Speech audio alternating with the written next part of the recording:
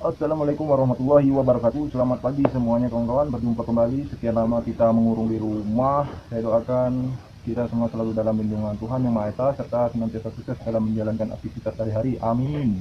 Nah, pada video kali ini saya dituntut untuk membuat video dalam rangka menyelesaikan tugas ujian akhir semester 4, guys. Semoga video edukasi ini bermanfaat bagi kita semua. Yuk, pantengin video ini. Let's go.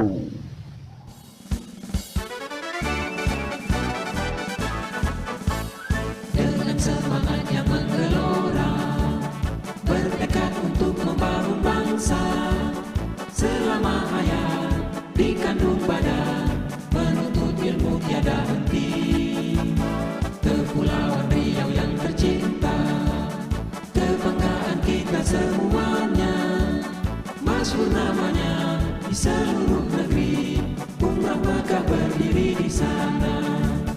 Tridharma panduan kita, tulus dan ikhlas mengabdi, pantang menyerah dan putus asa, berkhidmat dan mengabdi demi negeri,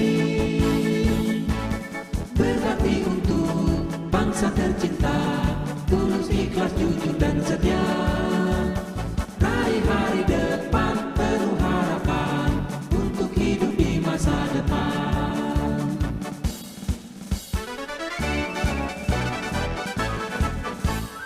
Dengan semangat yang menggelora, bertekad untuk membangun bangsa. Selama hayat dikandung badan, menuntut ilmu tiada henti. Kepulauan Riau yang tercinta, kebanggaan kita semuanya. Masyhur namanya di seluruh negeri, umrah Makkah berdiri di sana. Tridharma panduan kita, tulus dan ikhlas mengabdi, pantang menyerah dan putus asa, berkhidmat dan mengabdi demi negeri, berbakti untuk bangsa tercinta, tulus ikhlas jujur dan setia, raih hari depan penuh harapan untuk hidup di masa depan, untuk hidup di masa depan. Assalamualaikum warahmatullahi wabarakatuh. Perkenalkan, nama saya Ferry Firmansyah. Saya menempuh pendidikan S1 Program Studi Ilmu Hukum di Kampus Biru Tercinta Universitas Maritim Raja Ali Tanjung Pinang, Kepulauan Riau. Nah, dan pada kesempatan ujian daring ini saya akan menjawab soalan tugas ujian akhir semester 4 pada mata kuliah Hukum Ketenagakerjaan. Semoga dipermudah dalam menjawab tugas ini. Amin. Yang pertama, Anda diminta menjelaskan topik keselamatan dan kesehatan kerja. Soal nomor 1 bagian A, jelaskan apa yang dimaksud dengan kesehatan dan keselamatan kerja dalam konsep hukum ketenagakerjaan. Sebutkan dasar hukumnya. Konsep hukum ketenagakerjaan mengenai tentang kesehatan dan keselamatan kerja, pasal 35 ayat 3 disebutkan bahwa pemberi kerja sebagaimana dimaksud dalam ayat 1 dalam memperkerjakan tenaga kerja wajib memberikan perlindungan yang mencakup kesejahteraan, keselamatan, kesehatan kerja, baik mental maupun fisik tenaga kerja. Soal yang kedua, bagian B, mengapa kesehatan dan keselamatan kerja bagi para buruh perlu diatur? Sebenarnya alasan mengapa kesehatan dan keselamatan kerja bagi para buruh perlu diatur, sebab itu penting. Semua itu karena sejatinya setiap pekerja menginginkan lingkungan kerja yang memberikan rasa aman. Hal ini merupakan faktor utama dalam menjaga rasa aman untuk pekerja dan perusahaan. Tentunya, perusahaan harus menyadari bahwa mereka memiliki aturan pekerjaannya. Lebih lengkapnya, alasan mengapa kesehatan dan keselamatan kerja itu penting perlu diatur, mampu menjaga reputasi dan produktivitas perusahaan. Jika perusahaan memiliki tunjangan kesehatan dan keselamatan kerja yang bagus, maka biasanya reputasi perusahaan dan pekerja meningkat. Tidak jarang semakin banyak kandidat terbaik yang tertarik untuk melamar karena keunggulan reputasi ini. Yang berikutnya, membuat pekerja lebih sadar dengan bahaya dan resiko di tempat kerja. Banyak sekali pekerja yang tidak peduli dengan bahaya atau risiko di tempat kerja. Dengan lebih menekan peraturan tentang keselamatan kerja, karyawan juga bisa sadar akan hal ini. Sehingga hal ini dapat membantu perusahaan untuk mengurangi risiko kecelakaan kerja dan dapat memiliki langkah pencegahan yang lebih baik. Yang berikutnya, mengurangi beban stres yang dirasakan oleh pekerja dengan mencanangkan budaya kesehatan dan keselamatan kerja.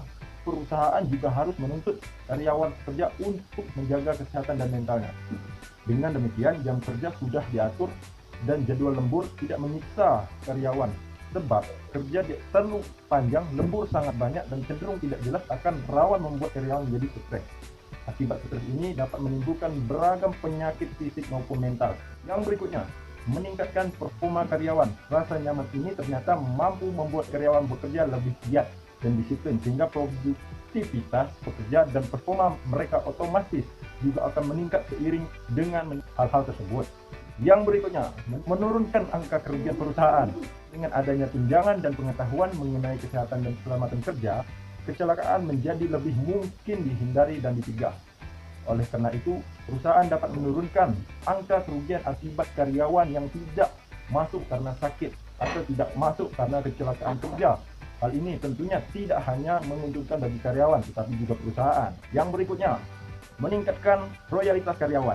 Tidak hanya dapat mengurangi kerugian akibat ketidakhadiran karyawan karena kecelakaan atau sakit terkait pekerjaan, memperhatikan kesehatan dan keselamatan kerja juga dapat meningkatkan loyalitas karyawan.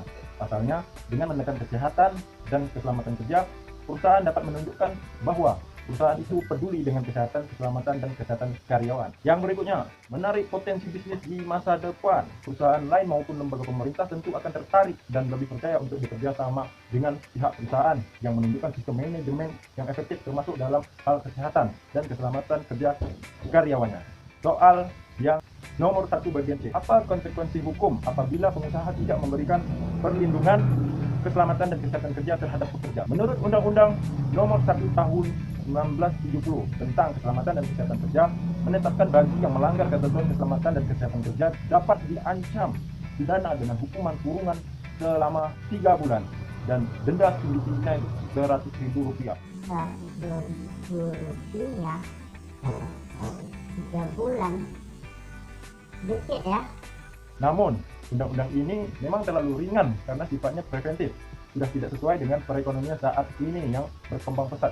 Sekarang masih diproses revisi aturan Undang-Undang Nomor 13 Tahun 2013 ini agar tidak menjadi perhatian perusahaan. Soal nomor 2, Anda diminta menjelaskan topik terkait alternatif penyelesaian sengketa dalam sengketa ketenagakerjaan dan pengadilan hubungan industrial.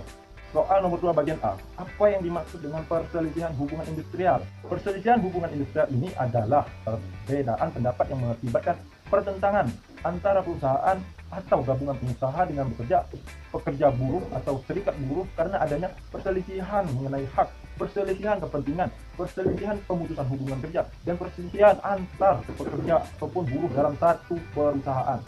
Soal nomor 2 bagian B, apa saja faktor penyebab terjadinya perselisihan hubungan industrial? Di dalam Undang-Undang Nomor 2 Tahun 2004 tentang penyelesaian perselisihan hubungan industrial sebagai beberapa faktor-faktor penyebab perselisihan yaitu 1. Perselisihan hak, 2. Perselisihan kepentingan, 3. Perselisihan karena pemutusan hubungan kerja, 4. Perselisihan antar serikat pekerja atau serikat buruh dalam suatu perusahaan. Soal nomor 2 bagian C, jelaskan macam-macam alternatif penyelesaian sengketa dalam perselisihan hubungan industrial.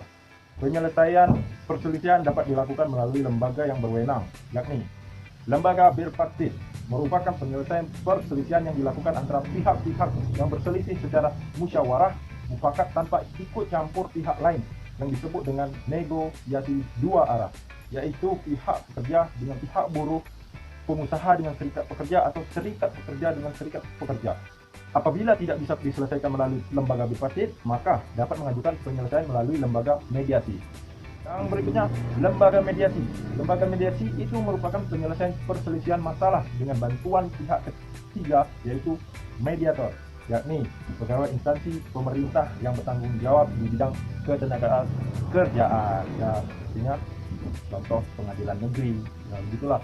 Lembaga konsiliasi dan arbitrase. Nah, lembaga konsiliasi dan arbitrase merupakan lembaga pilihan. Maksudnya, apabila lembaga penyelesaian melalui musyawarah atau bipartit tidak tercapai kesepakatan, maka pihak-pihak yang berselisih dapat memilih untuk menyelesaikan perselisihan tersebut melalui lembaga konsiliasi atau arbitrase. konsiliasi sebagaimana dinyatakan dalam pasal 1 Undang-Undang Nomor 2 Tahun 2004 tentang penyelesaian perselisihan kepentingan, perselisihan pemutusan hubungan kerja atau perselisihan antara serikat pekerja atau serikat buruh hanya dalam satu perusahaan melalui musyawarah yang ditengahi oleh seorang atau lebih konsiliator netral. Arbitrase harus dilakukan dengan kesepakatan pihak-pihak yang berselisih secara tertulis untuk menyelesaikan melalui lembaga arbitrase. Perlunya persetujuan tertulis dalam hal ini penyelesaian melalui lembaga arbitrase dikarenakan yang dikeluarkan oleh arbitrase untuk menyelesaikan perselisihan bukan hanya sebuah anjuran, akan tetapi sebuah putusan yang mengikat dan final berkaitan dengan masalah yurisdiksi. Apabila telah dipilih penyelesaian melalui lembaga arbitrase, maka pengadilan tidak memiliki kewenangan untuk menyelesaikan perselisihan tersebut. Arbitrase menurut pasal 1 adalah merupakan lembaga penyelesaian perselisihan kepentingan dan perselisihan antara serikat pekerja buruh hanya dalam satu perusahaan, di luar pengadilan hubungan industrial melalui kesepakatan tertulis dari pihak yang berselisih untuk menyerahkan penyelesaian perselisihan kepada arbiter yang putusannya mengikat para pihak yang bersifat final. Menurut ketentuan pasal 1 di atas tadi, maka arbitrase hubungan industrial sebagai sah satu lembaga penyelesaian perselisihan hubungan industrial tidak dapat ditempuh oleh setiap perselisihan hubungan industrial karena penyelesaian melalui arbitrase hanya dapat dilakukan terhadap perselisihan sebagai berikut. Yang pertama, penyelesaian perselisihan kepentingan. Yang kedua, penyelesaian perselisihan antar serikat pekerja atau serikat buruh hanya dalam satu perusahaan. Yang ketiga, penyelesaian perselisihan hubungan industrial yang dilakukan oleh para pihak melalui lembaga mediasi atau konsiliasi tidak berhasil, maka penyelesaian dapat dilakukan melalui pengadilan hubungan industrial. Soal nomor 2 bagian D. Jelaskan definisi tugas dan wewenang dari pengadilan hubungan industrial. Tugas dan wewenang pengadilan perselisihan hubungan industrial telah diatur di dalam pasal 57 Undang-Undang Nomor 2 Tahun 2004 tentang penyelesaian perselisihan industrial. Memeriksa dan memutuskan. 1. Di tingkat pertama mengenai perselisihan hak. Perselisihan hak adalah perselisihan yang timbul karena tidak dipenuhinya hak akibat adanya perbedaan pelaksanaan atau penafsiran terhadap ketentuan peraturan perundang-undangan, perjanjian kerja, peraturan perusahaan, atau perjanjian kerja bersama. Yang kedua, di tingkat pertama dan terakhir mengenai perselisihan kepentingan. Perselisihan kepentingan adalah perselisihan yang timbul dalam hubungan kerja karena tidak adanya kesesuaian pendapat mengenai pembuatan dan atau perubahan syarat-syarat kerja yang ditetapkan dalam perjanjian kerja atau peraturan perusahaan kerja bersama. Yang ketiga, di tingkat pertama mengenai perselisihan pemutusan hubungan kerja adalah perselisihan yang timbul karena tidak adanya kesesuaian pendapat mengenai pengakhiran hubungan kerja yang dilakukan oleh salah satu pihak. Yang keempat, di tingkat pertama dan terakhir mengenai perselisihan antar serikat pekerja atau serikat buruh dalam satu perusahaan. Perselisihan ini adalah perselisihan antara serikat pekerja atau serikat buruh dengan serikat pekerja atau serikat buruh lainnya dalam satu perusahaan karena tidak adanya penyesuaian paham mengenai keanggotaan, pelaksanaan hak dan kewajiban keserikatan pekerjaan. Soal yang ketiga, Anda diminta menjelaskan topik terkait penempatan dan perlindungan tenaga kerja Indonesia di luar negeri. Nomor 3, bagian A. Mengapa pemerintah harus bertanggung jawab terhadap perlindungan tenaga kerja Indonesia di luar negeri? Karena permasalahan TKI ini menyangkut pada hubungan kedua negara besar yang masih memiliki keterikatan status identitas dan nilai keadilan sosial seluruh rakyat Indonesia sesuai dengan nilai Pancasila. Dan sebagai warga aparat pemerintah yang berani mengambil amanah dan bertanggung jawab serta mampu mendengarkan jeritan rakyat menuntut hak yang sama, yang maka sudah seharusnya pemerintah mendengar aspirasi masyarakat TKI yang untuk perlindungan payung hukum yang mencari lapangan pekerjaan di luar negeri, mengingat susahnya mendapatkan lapangan pekerjaan di dalam negeri dikarenakan rendahnya pendidikan yang tidak mencukupi syarat tidak bisa masuk kerja di instansi perusahaan dalam negeri. Sedangkan di luar negeri mereka lebih senang untuk mendapatkan pekerjaan apapun alasannya. Tambah lagi pemerintah juga harus fast respon terhadap TKI di luar negeri karena banyak sekali oknum-oknum yang tidak bertanggung jawab memperlakukan TKI di luar negeri sana dengan tidak layak. Dan hak TKI juga telah diatur di dalam Undang-Undang Nomor 39 tahun 2004 tentang PP TKI LN. Soal nomor 3 bagian D. Apa hak dan kewajiban TKI? Hak TKI telah diatur di dalam Undang-Undang nomor 39 tahun 2004 tentang PP TKI, yaitu Pasal 8. Setiap calon TKI mempunyai hak dan kesempatan yang sama. 1. Hak untuk bekerja di luar negeri. Yang kedua, hak memperoleh informasi yang benar mengenai pasar kerja luar negeri dan prosedur penempatan TKI di luar negeri. Yang ketiga, hak untuk memperoleh pelayanan dan perlakuan yang sama dalam penempatan di luar negeri. Yang keempat, hak untuk memperoleh kebebasan menganut agama dan keyakinan serta menjalankan ibadah dengan agama dan keyakinan yang dianutnya. 5. Hak untuk mendapatkan upah sesuai dengan standar yang berlaku di negara tujuan. Yang keenam, hak memperoleh kesempatan dan perlakuan yang sama yang diperoleh tenaga kerja asing lain sesuai dengan peraturan undang-undang di negara tujuan.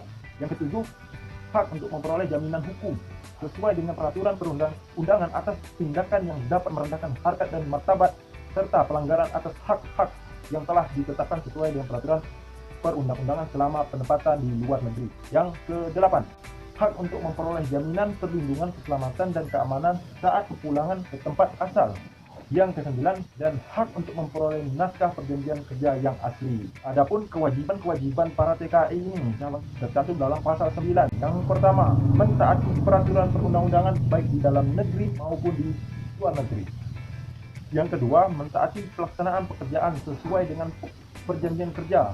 Yang ketiga, membayar biaya pelayanan penempatan TKI di luar negeri sesuai dengan peraturan perundang-undangan. Keempat, memberitahukan atau melaporkan kedatangan, keberadaan, dan kepulangan TKI kepada perwakilan Republik Indonesia di negara tujuan. Soal nomor 3 bagian C. Apakah TKI di luar negeri dengan status ilegal berhak mendapat perlindungan hukum dari negara berdasarkan aturan hukum? Silakan. TKI yang berstatus ilegal berhak mendapatkan perlakuan yang sama, termasuk hak perlindungan saat tersandung kasus hukum sesuai dengan Undang-Undang Nomor 37 Tahun 1999 tentang hubungan luar negeri, yang undang-undang tersebut menyebutkan pemerintah Republik Indonesia melindungi kepentingan warga atau badan hukum Indonesia yang menghadapi permasalahan hukum dengan perwakilan negara asing di Indonesia. Soal nomor 3 bagian D.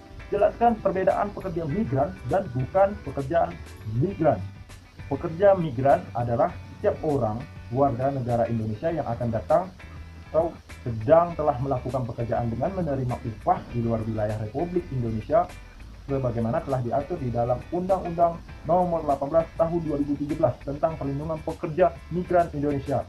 Sedangkan pekerja non-migran adalah warga negara Indonesia yang menetap akan sedang atau telah melakukan pekerjaan dengan menerima upah di dalam wilayah Republik Indonesia. Soal nomor 3 bagian E. Apa saja hak dan kewajiban pekerja migran? Hak calon atau pekerja migran Indonesia sebagaimana diatur dalam pasal 6 ayat 1 Undang-Undang Nomor 18 Tahun 2017 tentang perlindungan pekerja migran Indonesia adalah: pertama, mendapatkan pekerjaan di luar negeri dan memilih pekerja sesuai dengan kompetensinya.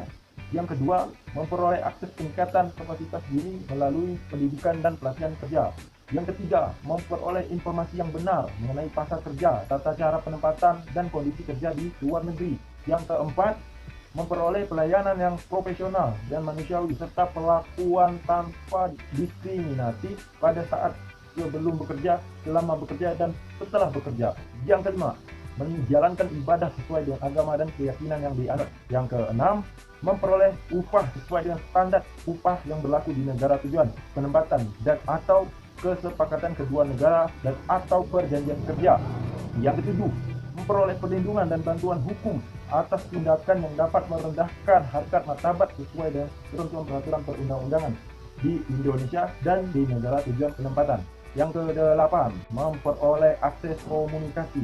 Yang ke-9, menguasai dokumen perjalanan selama bekerja. 10, berserikat dan berkumpul di negara tujuan penempatan sesuai dengan ketentuan peraturan perundang-undangan yang berlaku di negara tujuan penempatan. Yang ke-11, memperoleh jaminan perlindungan keselamatan dan keamanan kepulangan pekerja migran Indonesia ke daerah asal. Yang ke-12, terakhir, memperoleh dokumen dan perjanjian kerja calon pekerja migran Indonesia dan atau pekerja migran Indonesia.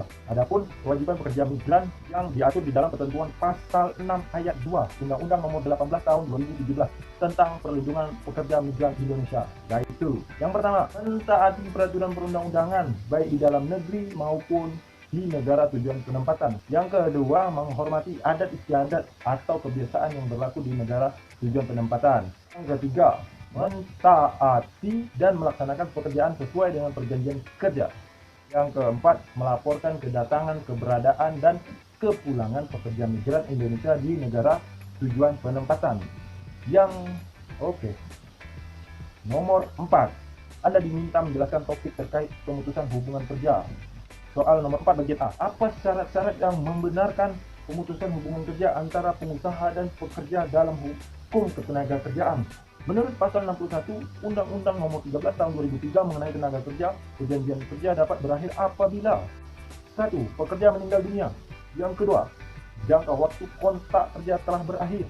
Yang ketiga, adanya putusan pengadilan atau penetapan lembaga penyesuaian perselisihan hubungan industrial yang telah mempunyai kekuatan hukum tetap. Yang keempat, adanya keadaan atau kejadian tertentu yang dicantumkan dalam perjanjian kerja, peraturan perusahaan atau perjanjian kerja bersama dapat menyebabkan berakhirnya hubungan kerja. Soal nomor 4 bagian B. Apa saja hak-hak pekerja yang di PHK oleh perusahaan? Undang-Undang Ketenagakerjaan yang mengatur berbeda tentang pengunduran diri dan PHK. Dalam hal terjadinya PHK, maka pengusaha wajib membayar uang pesangon, uang penghargaan maksudnya masa kerja UPMK, dan uang penggantian hak UPH kepada pekerjanya. Hal tersebut dapat kita jumpai pengaturannya dalam pasal 156 ayat 1 Undang-Undang Ketenagakerjaan yang berbunyi, dalam hal terjadinya pemutusan hubungan kerja, pengusaha diwajibkan membayar uang pesangon atau uang penghargaan masa kerja dan uang penggantian hak yang seharusnya diterima. Soal nomor 5 yang terakhir. Saat ini tengah hangat isu banyaknya tenaga kerja asing yang masuk ke Indonesia untuk bekerja. Soalan yang pertama, nomor 5 bagian A. Apakah tenaga kerja asing diperbolehkan bekerja di Indonesia menurut peraturan perundang-undangan? Jelaskan. Berdasarkan peraturan perundang-undangan yang mengatur tentang apakah tenaga kerja asing diperbolehkan bekerja di Indonesia, itu tidak ada. Namun di Perpres nomor 20 tahun 2018 tentang penggunaan tenaga kerja asing diperbolehkan dengan pertimbangan untuk mendukung perekonomian nasional dan peningkatan investasi. Pemerintah memandang perlu pengaturan kembali perizinan penggunaan tenaga kerja asing. Dalam Perpres ini disebutkan penggunaan tenaga kerja asing dalam hubungan kerja untuk jabatan tertentu dan waktu tertentu yang dilakukan dengan memperhatikan kondisi pasar tenaga kerja dalam negeri. Itulah bunyinya. Setiap pemberi tenaga kerja asing menurut Perpres ini wajib mengutamakan penggunaan tenaga kerja Indonesia pada semua jenis jabatan yang tersedia. Nah, jadi Indonesia mengutamakan penduduknya. Nah, kita lanjut soal nomor 5 bagian B. Jelaskan hak-hak dan kewajiban tenaga kerja asing yang bekerja di Indonesia. Hak-hak tenaga kerja asing diperbolehkan di Indonesia berdasarkan pasal 61 Undang-Undang Keimigrasian antara lain. Yang pertama, mendapatkan fasilitas layaknya sebagai seorang tenaga kerja yang disponsori istri. Yang kedua, mendapatkan upah yang layak dan memenuhi standar upah baik secara lokal, nasional, maupun internasional. Yang ketiga, berhak untuk menentukan pilihan dan jalan hidupnya sendiri, termasuk menentukan pasangan hidupnya baik suami maupun istri. Yang keempat, berhak untuk mendapatkan perlakuan yang layak sebagai seorang warga masyarakat yang tentunya juga sangat memerlukan kehidupan bersama dengan orang lain yang berbeda warga negara. Nah, itu tadi haknya. Adapun kewajibannya, tenaga kerja asing yang bekerja di Indonesia berkewajiban mentaati semua peraturan yang berlaku. Yang pertama. Yang kedua, siap dideportasi ke negara asal atau ke luar negeri apabila habis masa izin tinggal dan habisnya masa perpanjangan izin tinggal. Yang ketiga, apabila telah melangsungkan perkawinan dengan warga negara Indonesia, siap menentukan kewarganegaraannya jika menginginkannya. Setiap tenaga kerja asing yang beretikat baik diberikan jaminan dan perlindungan keamanan yang meliputi harta benda, jiwa, dan usahanya. Nah, itu dia. Demikian atas tugas dan report ujian akhir semester saya. Semoga bermanfaat untuk kita semua, dan tidak lupa pula saya ucapkan terima kasih kepada dosen pembimbing saya, pembimbing mata kuliah Hukum Ketenagakerjaan Bapak Enoch Setiawan. SHMH atas waktu dan kesempatan dalam satu semester ini yang telah membimbing saya walau hanya daring. Bukan berarti untuk kita bermalas-malasan, kita juga dituntut untuk tidak jemu menuntut ilmu. Saya Ferry Firmansyah, mohon maaf atas kekurangan yang ada, baik dari segi ucapan maupun perbuatan saya dalam satu semester penuh ini yang tidak berkenan. Tetap semangat luar biasa. Pesan saya kepada rekan-rekan mahasiswa semua, kepada rekan semua, kita bersama-sama mari menghadapi cobaan yang sangat jarang, yaitu pandemi COVID-19 yang saat ini sedang melanda di negeri kita. Sebagai masyarakat Indonesia yang baik, terutama rekan-rekan mahasiswa ilmu hukum semua, semoga tetap selalu menjaga jarak, cuci tangan dengan rutin, keluar rumah dengan kepentingan yang betul-betul penting, tetap menggunakan masker sebagai pencegahan individu masing-masing, dan saya pastikan semua rekan-rekan tetap produktif walau hanya Di rumah saja. begitu saja hasil video untuk menyelesaikan tugas akhir semester 4 ini. Saya tutup dengan Assalamualaikum warahmatullahi wabarakatuh. Oke. Jadi setengah jam video ini.